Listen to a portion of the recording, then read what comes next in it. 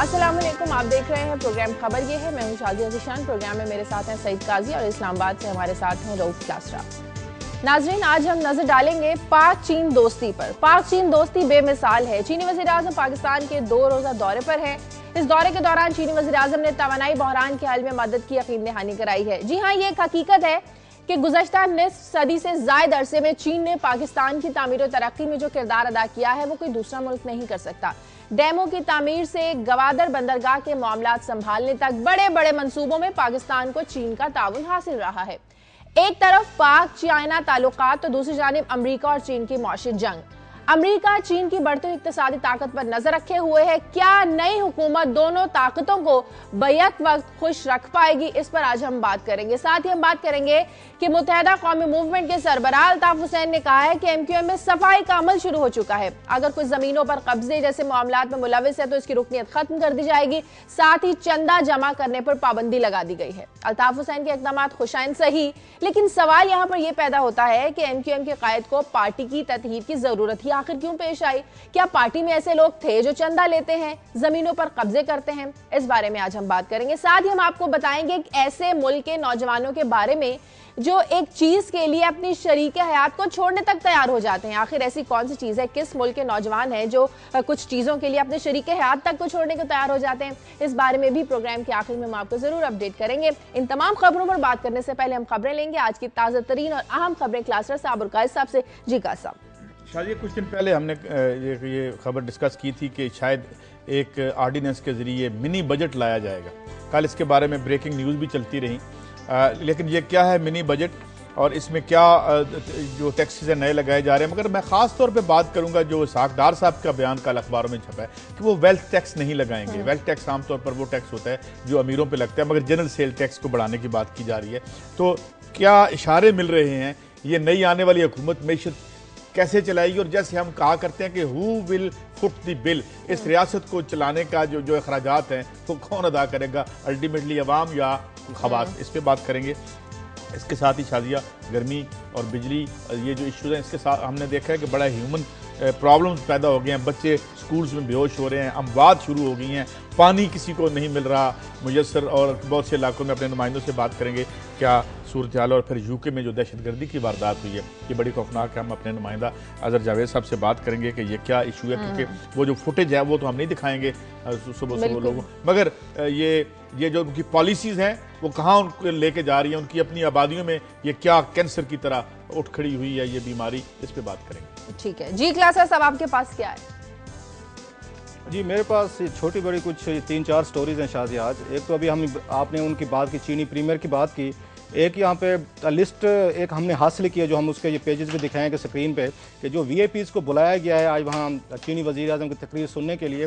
तो नवाज शरीफ साहब का नंबर उस पर क्या है कि उनको किस फहरिस्त में रखा गया है और कौन से नंबर पर रखा गया है, ये बड़ी इंटरेस्टिंग एक स्टोरी होगी जो हम आपको बताएंगे कि नवाज शरीफ को जरदारी साहब ने तो अपना वज़ीर आज़म मान लिया है, लेकिन लगता है सेनेट ऑफ पाकिस्तान तक ये बात उनकी नहीं पहुंची और जो प्रायोरिटी लिस्ट बनाई गई है वो भी शेयर करेंगे कि कौन कौन किस नंबर पे है। और दूसरा एक मुख्तसर सी स्टोरी है लेकिन बड़ी अहम है कि ऑडिटर जनरल पाकिस्तान ने लेटर लिखा है, वज़ीर आज़म पाकिस्तान को भी लिखा है जो निगरान है और इंटीरियर मिनिस्ट्री को भी लिखा है। कुछ दिन पहले कालम आया था यहाँ पे अखबार में जिसमें एक टेप स्कैंडल का बताया गया था और कुछ इस तरह के इशारे दिए गए थे शायद जो ऑडिटर जनरल पाकिस्तान है वो किसी से करप्शन रिलेटेड गुफ्तगू कर रहे हैं। तो ऑडिटर जनरल पाकिस्तान ने वजाहत की है कि वो इस टेप में शामिल नहीं है और बाकायदा इसकी इन्वेस्टिगेशन होनी चाहिए। एक नया ट्रेंड मेरा ख्याल सेट करने की कोशिश की गई है। और कल मैंने आपको बताया था कि मैंने सुप्रीम कोर्ट ऑफ पाकिस्तान जाना था, वहाँ पे 2 बड़ी अहम डेवलपमेंट्स हुई हैं। एक अंजुम वकील केस था, स्कैंडल था वहाँ पे, और आपको बताएंगे प्रोग्राम के अगले हिस्से में जाके आके कैसे 2 अरब रुपए को ये 2 करोड़ रुपए करने की कोशिश की गई है जो डील की गई थी अंजुम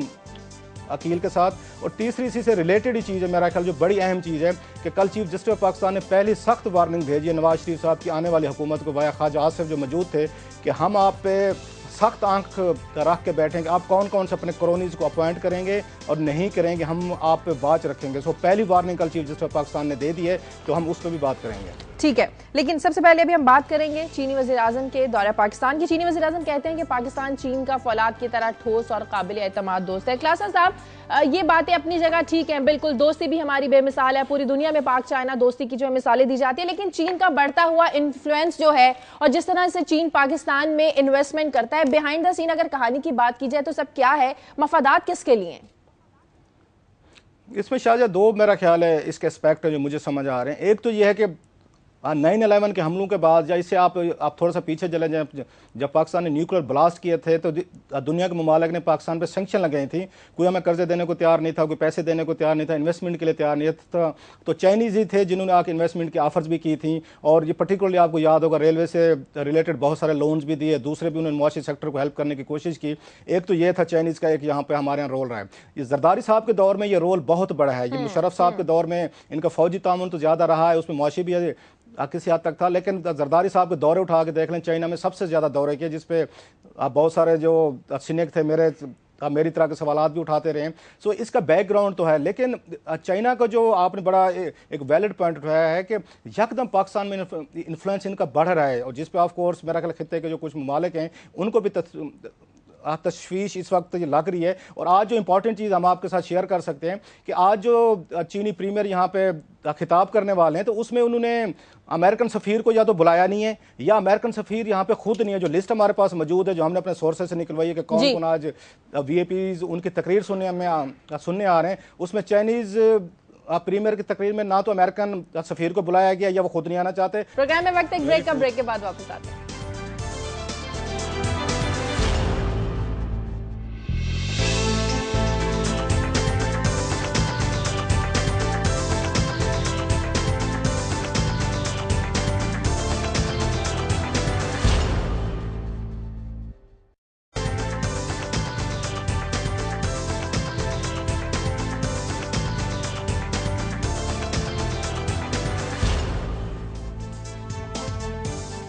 एक मोहतात अंदाजे के मुताबिक तकरीबन 100 से ज़ायद चीनी कंपनियां पाकिस्तान में मुख्तलिफ मंसूबों पर काम कर रही हैं। दूसरी जानिब अमरीका जो है वो चाइना की इक्तसादी ताकत पर नजर रखे हुए है। दोनों ममालिक के क्या पाकिस्तान में मफादात हैं कि आखिर काई साहब?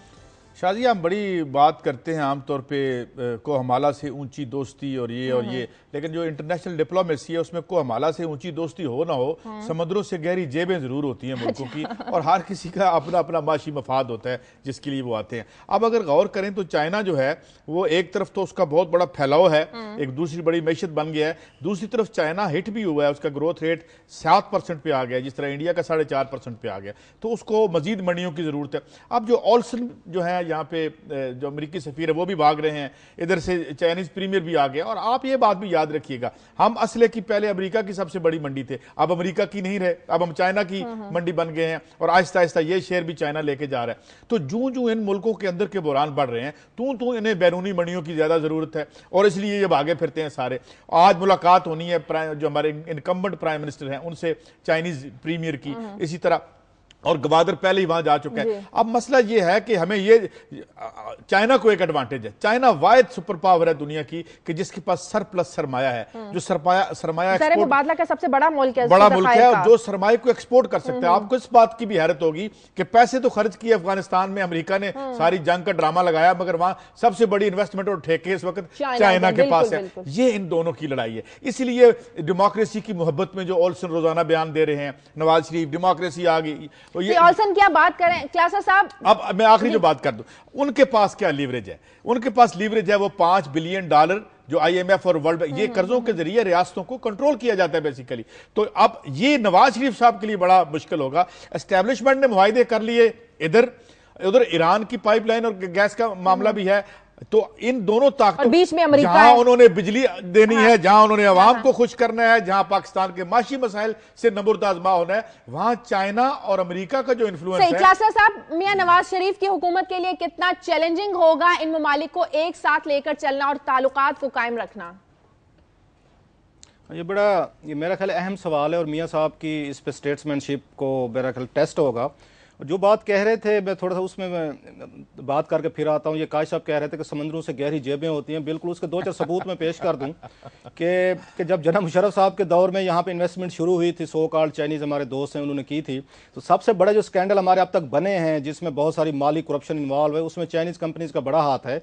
आपको उसमें रेलवे स्कैंडल में याद दिलवा दूँ, बोगिस का स्कैंडल थे जिसमें ये 3 जनरल्स हमारे इन्वॉल्व थे, अभी तक केसेस वो चल रहे हैं। इसके बाद सेफ सिटी प्रोजेक्ट $140 मिलियन का जो पिछले दिनों सुप्रीम कोर्ट ऑफ पाकिस्तान ने स्क्रैप किया था, उसमें भी चाइनीज़ हमारे दोस्त इन्वॉल्व थे, और उसमें भी अच्छी खासी रेगुलेटरीज की बात हो रही थी। ये आपको 3-4 मैं क्विकली बता रहा हूँ। और एक ऐसा केस भी नैब के पास गया था जिसमें एक चाइनीज कंपनी के ओहदेदार आए थे और एक पाकिस्तानी कंपनी को उन्होंने ऑफर की थी कि जो आपने फलां ये कॉन्ट्रैक्ट जीता है, हम आपको अप फ्रंट $20 मिलियन देने के लिए तैयार हैं, आप उसको आप विड्रॉ कर लें उसमें से। तो पता ये चला था कि $70 मिलियन का कॉन्ट्रैक्ट था, तो वो लेना चाह रहे थे $140 मिलियन पे। उन्होंने पाकिस्तानी कंपनी को कहा कि आप इसमें से 20 मिलियन घर बैठे लें, बाकी हमें लेने दें। और उसकी बाकायदा वीडियोस बनाई गई थी जो नैब के पास मौजूद हैं। और जना शाहिद अजीज साहब बड़े मशहूर हुए थे पिछले दिनों, उस वक्त चेयरमैन थे, उनके सामने सबूत रखे गए थे और वो कोई कार्रवाई नहीं कर सके थे उस पर। सो चाइनीज कंपनीज का बहुत सारा इसमें, जहां पे पाकिस्तान की मुआशी तरक्की में बड़ा रोल हो सकता है, तो साथ में जैसे जेबों की बात कर रहे थे काजी साहब, तो जेबें भरने का काम भी चलता रहता है। और पाकिस्तानी ब्यूरोक्रेसी और ऑफिशियल या रूलिंग लीड को बड़ी हद तक ये करप्ट करने में हमारी इन चाइनीज कंपनीज का बड़ा हाथ है, जिसके स्कैंडल्स आते हैं। लेकिन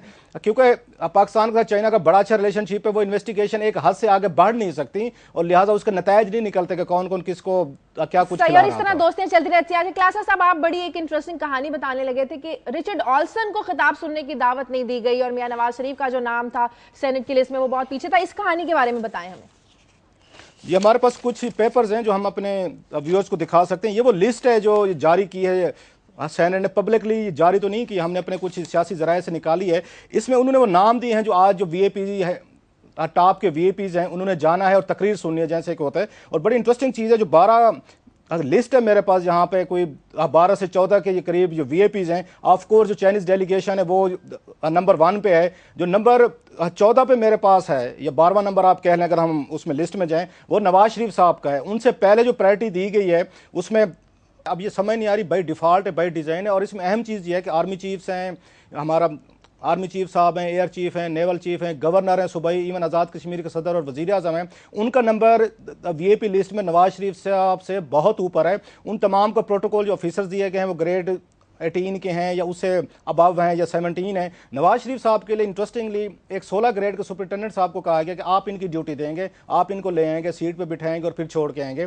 सो अब ये नहीं पता कि पीपल्स पार्टी ने बाई डिज़ाइन किया है, ये सेनेट ऑफ पाकिस्तान में इनकी अक्सरियत है इनके अलाइज की, या बाई डिफ़ॉल्ट किया गया। लेकिन ये बात साबित हो गई सेनेट ऑफ पाकिस्तान में नवाज शरीफ साहब को वो वेलकम नहीं दिया जाएगा आज जो कल उनको वहाँ पर ऐवान सदर में मिला है। सो जो लिस्ट है ये मेरा ख्याल है PML नवाज के लिए बड़ी डिस्टर्बिंग है। मेरे सियासी सोर्सेज ये कह रहे हैं कि ये इसाक डार साहब को भी ये बात बताई है और वो भी खास इस पर अपसेट है कि जब नवाज शरीफ साहब पाकिस्तान के नए वजीर आज़म बनने वाले हैं तो उनको आपने वीआईपीज की लिस्ट में आखिरी नंबर पे क्यों रखा है, कि आपने फौजी सरबराहान भी उनसे आगे हैं, गवर्नर्स भी आगे हैं, इवन क्लासा साहब अगर ये सब बाय डिजाइन किया गया है तो इसका क्या मकसद हो सकता है? पीपल्स पार्टी की जो शिकस्त है उसका बदला है, उसका ग्रज है, क्या है क्या? लेकिन ये तो क्लासर साहब एक मैं समझता हूँ कि बेमानी सी बात है, ये नहीं की जानी चाहिए थी। वो प्राइम मिनिस्टर तो उन्होंने बन जाना है, तो इससे ये क्या देना चाहते हैं, क्या तासुर देना चाह रहे थे?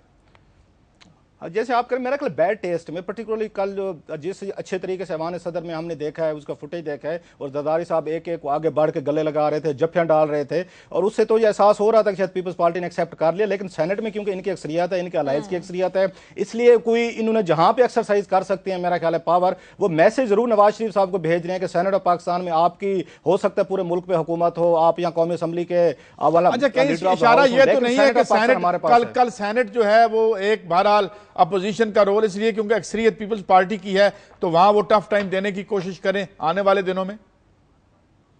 जी बिल्कुल काजी साहब, और ये टफ टाइम इन्हें देना पड़ेगा क्योंकि पीपल्स पार्टी के बहुत सारे टॉप लीडर्स इंक्लूडिंग अमीन फ़हीम साहब जिनका नाम आ रहा है कि शायद लीडर ऑफ द अपोजिशन हो, या खुर्शीद साहब, शाह साहब, इन तमाम पे स्कैंडल्स हैं, बड़े बड़े स्कैंडल। नवाज शरीफ साहब के लिए बहुत बड़ा टेस्ट शुरू होने वाला है कि वो पीपल्स पार्टी के लोगों पर हाथ नहीं डालते तो भी वो मुश्किल में आएंगे, अगर डालते हैं तो भी उनको वो पोलिटिकल रेजिस्टेंस मिलेगी। लिहाजा मैं ये समझता हूँ पीपल्स पार्टी ने सेनेट ऑफ पाकिस्तान में इस तरह का काम करके एक स्ट्रॉन्ग वर्ल्ड मैसेज तो भेजा नवाज शरीफ साहब के लिए, सेनेट के ये भी क्लियर कर दें कि हुकूमत ने ऑल्सन को चीनी वज़ीर आज़म का खिताब सुनने की दावत क्यों नहीं दी?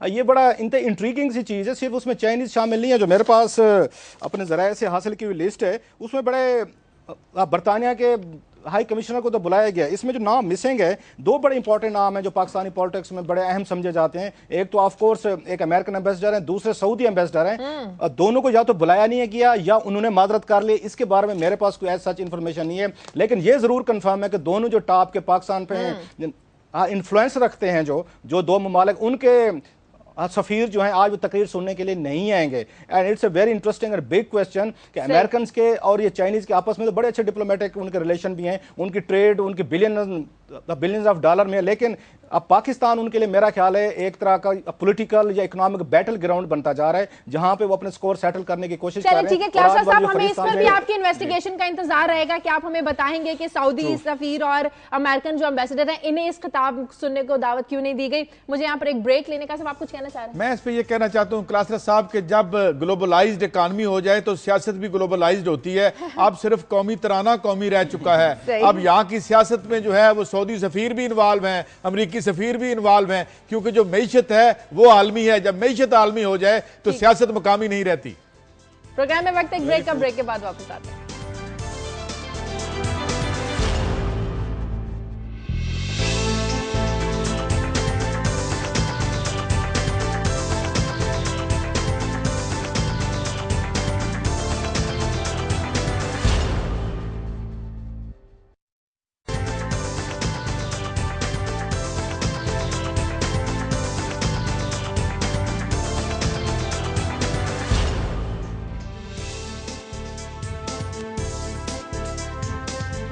ब्रेक के बाद खुश आमदीद एक कॉलर है रावलपिंडी से, मिसेस इसहाक शाह। हेलो, अस्सलाम वालेकुम, मिसेस इसहाक शाह रावलपिंडी से। जी वालेकुम सलाम। सबसे पहले तो चाइना के जो प्राइम मिनिस्टर साहब आए हुए हैं इनको दिल की गहराइयों से बहुत बहुत खुश आमदीद, क्योंकि हमारे अवाम के जो रवाबित हैं वो दिलों से दिलों तक हैं। सवाल ये है कि हम हमेशा बात करते हैं कि चाइना से हमें क्या फ़ायदा हासिल होगा, तो हम इस पोजीशन में कब आएंगे कि वो हमसे ख्वाहिश में रवाबित बढ़ाएं कि उन्हें हमसे क्या फ़ायदा होगा। और दूसरा सवाल ये है कि चीफ ऑफ आर्मी स्टाफ साहब ने बहुत ही मुतदिल और विजनरी शख्सियत के मालिक है, उनकी तरफ से एक हालिया बयान आया है कि कौम ने वोट डालकर गुमराह को नतीजे तालिबान और मुलाजिम को शिकस्त दी है। सवाल ये पैदा होता है कि नवाज शरीफ साहब भी क्या इसी विजन का सबूत दे पाएंगे, क्योंकि बजाते खुद तो वो बहुत अच्छे इंसान और मुहिब वतन लीडर हैं, तो क्या वो पाकिस्तान को मजहबी इंतहा पसंदी की दहशतगर्दी की दलदल से आर्मी की मदद से निकाल पाएंगे? ठीक है, बहुत शुक्रिया आपका। जी काजी साहब, आप कमेंट करना चाहेंगे? एक तो बड़ी अच्छी बात उन्होंने दुरुस्त बात की कि उनको देखे ना, वो इंडिया में गए, 62 बिलियन डॉलर की उनकी है और 100 बिलियन डॉलर तक वो ट्रेड को लेके जाना चाहते हैं। तो आप भी तो सहल हो कि कुछ उनके साथ मामला कर सके। रही नवाज शरीफ साहब की बात कि वो दहशतगर्दी को जो है वो अपरूट कर सके, फिलहाल तो कल उनका बयान आया कि हम उनसे बात करेंगे, तो ये बात और खुलेगी और ये आसान नहीं होगा। ना तालिबान से बात करना ना और मुआहदे करना किस बुनियाद पे होगी, कम्प्लेक्स है और ये टेस्ट है। आर्मी की मदद तो लेनी ही पड़ती है हमें हर मामले में, लेकिन ये है कि ये खासा बड़ा टेस्ट होगा। ठीक है, आगे बढ़ते हैं और बात करते हैं मुत्तहिदा कौमी मूवमेंट की।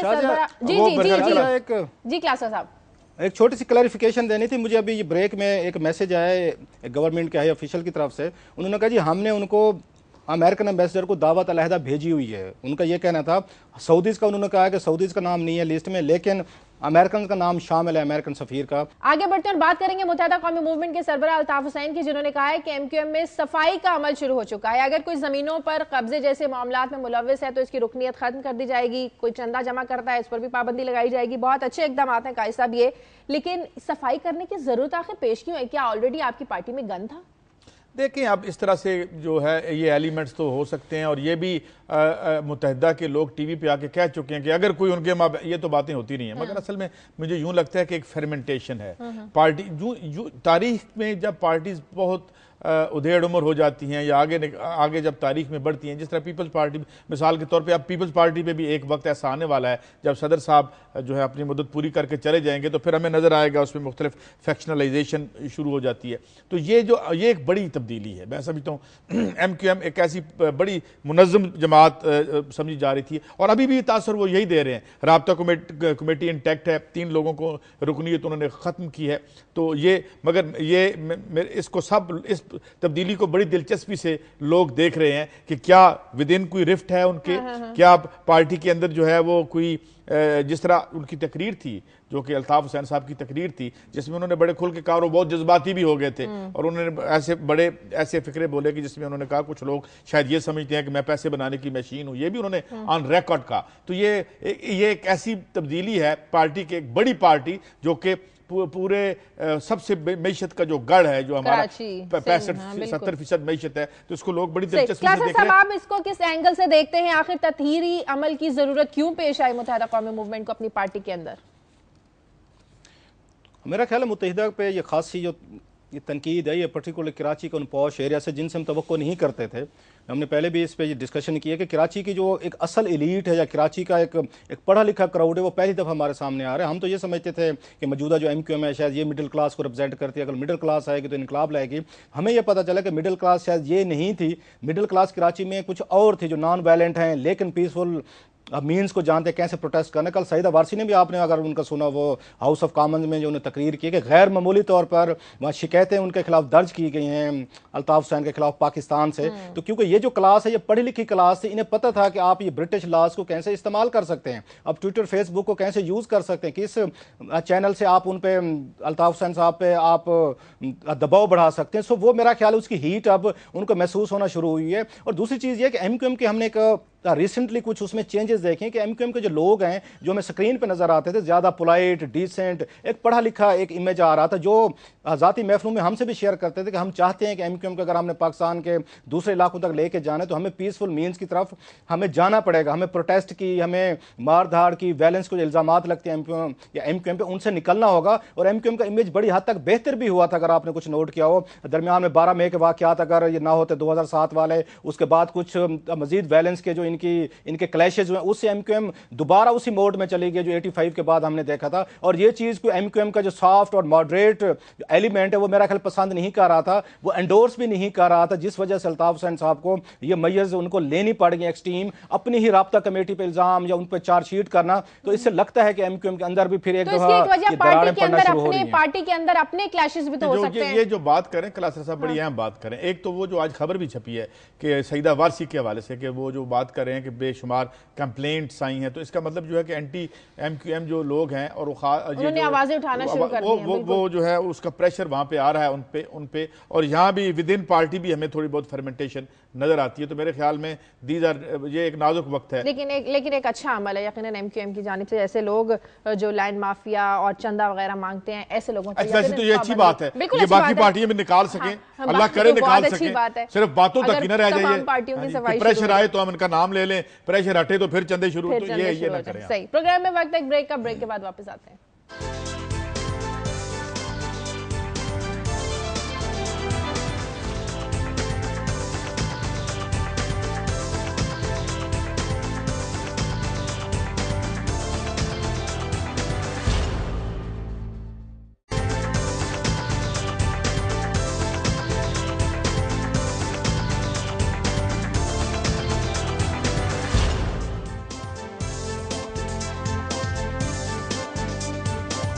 ब्रेक के बाद खुश आमदीद। जी क्लास में सब आपकी तरफ आते हैं। आपकी एक बड़ी अहम खबर है अंजुम अकील खान स्कैंडल, इसके बारे में बताएं। जी, कल जैसे मैंने यहाँ बताया था कि प्रोग्राम से उठकर सीधा मैं सुप्रीम कोर्ट ऑफ पाकिस्तान गया था, तो वहाँ पे सुओ मोटो लिया हुआ है और अगेन दुनिया टीवी के प्रोग्राम से उन्होंने उठाया था जो हमने स्कैंडल ब्रेक किया था कि कैसे एक तीसरी दफ़ा डील की गई अंजुम अकील साहब के साथ, जो नेशनल पुलिस फाउंडेशन का 6 अरब रुपये का स्कैंडल था। और कल ये चीफ जस्टिस ऑफ ये पाकिस्तान हैरान रह गए, जो हमने चीज़ ब्रेक भी की थी, कि अंजुम अकील खान साहब ने 2 अरब रुपये की पेमेंट करनी थी नेशनल पुलिस फाउंडेशन को सेटलमेंट करने के लिए, जो सारा स्कैंडल आया था। और अब ये पता चला है कि मिनिस्ट्री ऑफ इंटीरियर के जो ख्वाजा सदीक अकबर साहब थे उस वक्त, और इस्लामाबाद पुलिस के बिन जमीन साहब थे, एक और साहब भी थे जो जैद महमूद साहब थे, इनके एक्स MD साहब, अपने रिटायरमेंट से एक दिन पहले ही उन्होंने, जो इनके MD थे, एक नई डील साइन की थी अंजुम अकील साहब से कि 2 अरब रुपए की बजाय 2 करोड़ रुपए उसको बनाया गया था। और कल चीफ जस्टिस ऑफ पाकिस्तान इस बात पे हैरान रहे और बार बार वो पूछते रहे कि ये कैसे आप कर सकते हैं कि जिस बंदे ने 2 अरब रुपए के करीब की आपको प्रॉपर्टी देनी है, आपको चीज़ें देनी है, आप उसे 2 करोड़ रुपया लेके मामला को सेटल करें। इंटरेस्टिंग चीज़ ये है, और जिस पर चीफ जस्टिस ऑफ पाकिस्तान ने उनको स्नब भी किया, जो वकील थे इनके नेशनल पुलिस फाउंडेशन के, वो ये कह रहे थे कि हमने जो डील किया वो ठीक ही है। तो चीफ जस्टिस ने कहा कि आपका नुकसान हो रहा है, आपको तो ये चाहिए, जो रिपोर्टर जो मेरी तरफ उनका इशारा था कि वो ये चीज़ें लेके आए जिसकी वजह से 2 अरब रुपए का आपको फायदा हो सकता है, जो कि होना चाहिए, और गलत डील की गई, आप उल्टा उस डील को डिफेंड करें। तो ये बड़ी एक तरह की सॉरी सिचुएशन थी कि पाकिस्तान में जो ताकतवर लोग हैं, ये अपना वो कहते हैं ना, एक पाव गोश्त के लिए दूसरे का ऊंट भी ये ज़िबा करने पे बिलीव रखते हैं कि अपना पैसा उसमें से शेयर लेने के लिए इन्होंने 2 अरब रुपए का नुकसान करने पे तुल गए हैं, तैयार हो गए। एक और जो बड़ा उसमें साथ में एक रिलेटेड स्कैंडल आ रहा है कि कल इब्राहिम सत्ती साहब पेश हुए उसी स्कैंडल से रिलेटेड। उन्होंने कहा जो 22 कनाल की प्रॉपर्टी अंजुम अकील साहब ने सरेंडर की थी, जिसकी अगेन जो उसकी कीमत बनती है 2 अरब रुपए है, वो किसी और शख्स के नाम पे है, वो डिस्प्यूटेड प्रॉपर्टी है। सो इतना बड़े फ्रॉड किए गए हैं कि जो अक्ल से भी आप कह सकते हैं बंदे के समझ में नहीं आते। और चीफ जस्टिस ऑफ पाकिस्तान बार बार ये कहते रहे कि हम किस किस इदारे को ठीक करने की कोशिश करें, जहां पे हाथ डालते हैं आपके सामने ब्यूरोक्रेसी मिली हुई, आपके साथ सियासतदान मिले हुए हैं और सारे लोग अपने छोटे छोटे मफादात के लिए बड़े बड़े नुकसान करने पे तैयार हैं। जिस इदारे में भी हाथ डाले बड़े से बड़ा स्कैंडल सामने आता है। क्लास्टर साहब जी का शाजिया, मैं ये बात करना चाहता हूँ कि आज जो एक बयान देखा मैंने इसहाक डार साहब का, उन्होंने कहा जी हम वेल्थ टैक्स नहीं लगाएंगे। वेल्थ टैक्स आमतौर पर तबके उमरा पे लगने वाला टैक्स होता है, जो आपके एसेट्स हों, मूवेबल इमूवेबल, तो उस पर आप, और ये इंडिया में भी 1957 में ये कानून बना था, वहाँ भी ये मौजूद है किसी हद तक, मगर हमारे यहाँ नहीं है। तो इससे अच्छा, अब साथ ही जो मिनी बजट की बात हो रही थी, इस हवाले से फरुतुल्लाह बाबर साहब ने तो खैर कहा जी उनके इल्म में नहीं है कि कोई ऐसा ऑर्डिनेंस जो है वो आ रहा है, फौरी तौर पे सदर साहब जो है मिनी बजट लेके आएंगे। मगर जो उसमें तजावीज़ दी गई हैं, उन तजावीज़ में एक तजवीज़ ये है कि आप सेल्स टैक्स को 16 से 17% कर देंगे, और साथ ही जो एक छूट दी गई थी बाज़ चीज़ों पे जो इंपोर्ट भी की जाती हैं, जो सर्जिकल थे या कुछ और इस तरह जो अवामी जो यानी जो ऐसी चीज़ें थी जिस पे आमतौर पे छूट दी जाती है, वो छूट विदड्रा कर दी जाएगी। और चीनी पे एक छूट थी 8% जो है वो कम की गई थी ड्यूटी, मगर अब उस पर भी 17% जो है वो सेल्स टैक्स लगा दिया जाएगा। ये खबर मैंने शाजिया चुनी इसलिए कि इससे ये हमें अंदाजा होता है कि ये जो नई आने वाली हुकूमत है इस माशी बुरान को कैसे टेकअप करेगी। और जो सबसे बड़ा बुनियादी सवाल है कि ये अल्ले तल्ले करके जो रियासत पे इतना ज्यादा बोझ, कर्जों का और बर्बादियां, बिजली का इशू है, बिजली के बारे में भी उन्होंने आज एक थोड़ी बहुत बताई है कि टी बिल्स बेच के वो किस तरह 50 अरब रुपए रेज करेंगे जिससे बिजली की कीमत 2 गुना बढ़ जाएगी। वो क्या, तो कैसे इस मैशत को टैकल करेंगे? तो अभी तक के जो इक़दाम है उससे लगता है कि common man will have to foot the bill. जब किसी ने देखें इस रियासत को चलाने के अखराजात हैं और ऊपर बैठी रूलिंग क्लास के लल्ले तलल्ले भी हैं, और वो लल्ले तलल्ले आपको 60 अरब डॉलर का इंटरनल एक्सटर्नल और इतने ही तकरीबन इंटरनल, लेकिन नई हुकूमत को अल्ले तलल्ले खत्म करने पड़ेंगे ना? नहीं, अब ये है कि उन अल्ले तलल्लों की जो हमने जो उसको डेट को सर्विस करना है, जो सूद के हमने पैसे देने हैं, जो यूटिलिटीज, क्या वो यूटिलिटी बिल्स में हम वो अखज करेंगे जिस तरह पीपल्स पार्टी करती रही। तो ये इससे एक इंडिया हमें फिलहाल तो ये मिलता है। अल्लाह करे कि ये ऐसा ना हो, ये आए और रिच को और माइटी को टैक्स करें, उन लोगों को टैक्स करें जिनके पास पैसे हैं। और ये सेल्स टैक्स जो है अगर इसी तरफ करेंगे, जीएसटी, ये तो पीपल्स पार्टी भी नहीं कर सकी थी, और इसलिए उन्होंने उसको, और ये आपको याद है कि चीनी के वजह से यहाँ पे जो बहरान पैदा हो गया था, और फिर बिजली के बिलों पे भी यहाँ पे आप देखते हैं अनरेस्ट होता रहा। साहब आपकी अगली खबर की तरफ आते हैं। शाजिया, मैं अगली खबर से जो मैं एक तो ये कि जो लोड शेडिंग हुई है इसकी वजह से आज बहुत सी खबरें हमें मिली हैं। बहुत से इलाकों में स्कूलों में बच्चे बेहोश होना शुरू हो गए हैं, 5 के करीब हलाकतें हुई हैं, और उसके अलावा जो है पानी नायाब हो चुका है। और हमने बात भी चाहिए थी, अगर मैं नहीं जानता शायद हमारे प्रोड्यूसर साहब ने किसी से रब्ता किया है उन जगहों पे या नहीं, लेकिन सूरत हाल इस कैफियत तक पहुंच चुकी है कि अब इस बिजली इससे जायद से बात करते हैं। जायद, ये बताइए क्या खबरें आपके पास? ये लोग जो हैं अब बच्चे बेहोश हो रहे हैं स्कूलों में, तो अगर बिजली नहीं है तो इनसे दरखास्त करते हैं स्कूल बंद कर दें। बिल्कुल जी, काई साहब, इस वक्त जो सूरत हाल नजर आ रही है उसमें बिजली पैदा करने के ऐलानात तो किए जा रहे हैं, पैसे जारी किए जा रहे हैं, लेकिन अभी तक सूरत हाल में हमें बेहतरी नजर नहीं आ रही। बल्कि जो अदाद शुमार भी वजारत की जानब से जारी किए जा रहे हैं वो भी कुछ मशकूक होते जा रहे हैं। और एक रवायती तरीका नजर आ रहा है कि कागजों में सिर्फ सब अच्छा की रिपोर्ट दी जा रही है कि बिजली की पैदावार 11,000 साढ़े 11,000 मेगावाट तक पहुंच गई है और शॉर्टफॉल में तकरीबन 3700 या 3600 मेगावाट है। लेकिन लोड शेडिंग का जो दौरानिया वो इसके यकसर मुतजाद है, क्योंकि लाहौर में अगर 16 से 18 घंटे बिजली बंद हो रही है तो इसका ये मतलब है कि कम अज कम जो बिजली का इस वक्त शॉर्टफॉल है वो 6,500 से 7,000 मेगावाट तक है, जो कि ये इस वक्त इंतजामिया पूरा नहीं कर सक रही। ये शायद माहिर अब्बास भी हमारे साथ हैं जहां 3 लोगों की हलाकतें हुई हैं। आप हमें सुन पा रहे हैं अब्बास साहब? जी जी जी, सुना है यहाँ पे 3 हलाकतें हुई हैं इस गर्मी की वजह से। वो क्या इवेंट, क्या कैफियत थी उनकी और वो किस तरह ये सानिया हुआ? भाई साहब, गर्मी की शिद्दत तो यहाँ पर तकरीबन 45 सेंटीग्रेड दर्जा हरारत जो जा रहा है, हालांकि बहुत ज्यादा गर्मी है। तो इसके अलावा ये सूरत जो लोड शेडिंग बला भी हो रही है, तो ये गैर एलानिया लोड शेडिंग हो रही है, तो इसकी वजह से भी हालातों की तादाद में इजाफा हो रहा है। तो हॉस्पिटल जो है जहाँ पर ट्रीटमेंट के लिए लोगों को लाया जाता है, कल जो बच्चे और एक खातून वहाँ पर गए हैं, तो वहाँ जनरेटर भी नहीं चलाया जाता और बिजली तो वहाँ होती नहीं है, तो इस वजह से भी वो गर्मी की ज्यादा शिद्दत से वहाँ पर बच्चे की। ठीक है, बहुत शुक्रिया मेहर अब्बास आपका। क्लासर साहब, वफाकी दारुल हुकूमत इस्लामाबाद में लोड शेडिंग की जरा सूरत हाल बताइएगा। आपको यहाँ पे कोई इस तरह का इम्पैक्ट नहीं है, अगरचे यहाँ पे भी ये 3 से 4 घंटे हमें बताया गया है और हम खुद भी घरों पे एक्सपीरियंस कर रहे हैं कि यहाँ पे भी जा रही लोड शेडिंग हो रही है, लेकिन उस तरह की सख्त नहीं है जिस तरह की सिचुएशन आप बता रहे हैं। और ये हमेशा से मेरा ख्याल पॉलिसी ये मेकर्स का एक असूल भी रहा है, जो कैपिटल है इसमें सब अच्छा एक रिपोर्ट चलती है, इसी वजह से पॉलिसीज का जो इम्पैक्ट है वो ट्रिकल डाउन नहीं होता। तो इस्लामाबाद में ऐसी सूरत हाल नहीं है कि पूरी रात लाइट नहीं है, वो हुक्मरानों का शहर है, वहाँ तो ऐसे नहीं होगा। ये तो वो जो महकूम है बेचारी रियाया है, ये आम अफराद के लिए है। क्लासर साहब से एक स्टोरी हम पूछना चाह रहे थे शाजिया, वो जो कुछ ऑडिटर जनरल की स्टोरी सुना रहे थे, फिर वक्त कहीं हमारे हाथ से निकल ना जाए। जी क्लासर साहब। जी बिल्कुल, एक पहले कॉलम आया था अखबार में, तो उसमें ये बताया गया था कि एक टेलीफोन टेप उन्हें मिली है जिसमें एक ऑडिट डिपार्टमेंट के आला ऑफिसर हैं मुल्तान के, एक ये साबिक हुक्मरान हैं, प्लस एक बहुत बड़ी खतून है और कहा जा रहा है पाकिस्तान के आला ओहदेदार की वो शायद रिलेटेड हैं, उनकी टेलीफोनिक टॉक थी।